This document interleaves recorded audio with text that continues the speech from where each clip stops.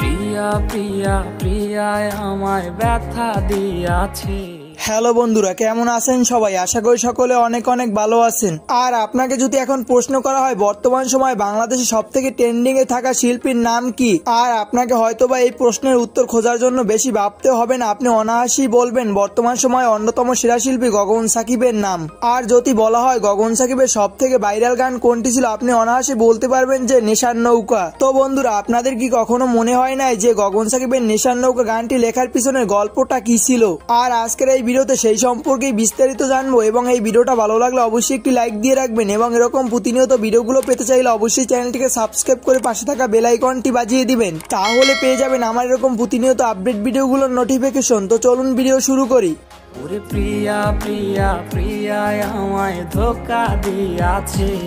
নেশার নৌকা গানটি 10 মাস আগে ইউটিউবে আপলোড করা হয়, এবং এই গানটিতে বর্তমানে ভিউজ রয়েছে 67 মিলিয়ন প্লাস। গগন সাকিব যখন নেশার নৌকা গানটি লেখেন তখন তিনি বারান্দার ব্যালকনিতে বসে গিটার বাজাতে ছিল। আর গগন সাকিব বলেন তখন সময়টা হয়তো বা রাত 11:30 মতো হবে। তখন তার মাথায় হঠাৎ করে একটি লিরিক্স আসে, পিয়া পিয়া পিয়া আমায় ব্যথা দিয়াছে। তখন হঠাৎ করে গগন সাকিব রাতের আকাশের চাঁদটি দেখতে পায়। আর আপনারা নেশার নৌকা গানে একটি লিরিক্স শুনতে পান যে পুতিরাইতে নেশার নৌকায় চাঁদের দেশে যায়। আর এই চাঁদ থেকেই মূলত চাঁদের দেশে এই লিরিক্সটা গগন সাকিবের মাথায় আসে। তারপর গগন সাকিবের মাথায় আসে যে বর্তমান সময়ে যদি নেশা জাতীয় ওয়ার্ডগুলো ইউজ করা হয় তাহলে গান মানুষ বেশি শুনে, তাই তিনি নেশার নৌকা গানটিতে নেশা জাতীয় ওয়ার্ড ইউজ করেন।